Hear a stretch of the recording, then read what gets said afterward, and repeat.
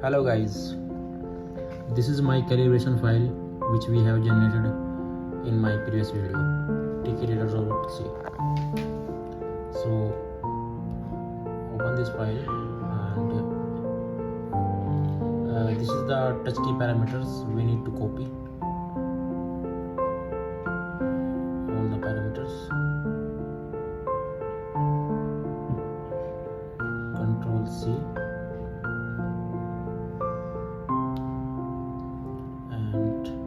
You can see here you can replace.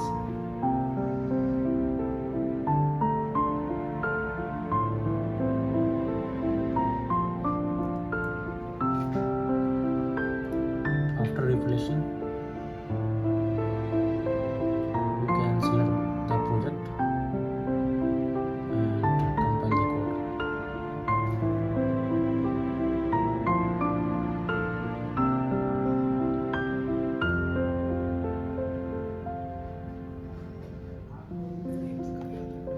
After compilation, I have add some code in main file. You can see here, like if one key is pressed, touch key 0 is pressed, then some count plus plus, and if one time pressed, then check the LED frame 1 on LCD, 2, 3 and 4. So I have modified this code, then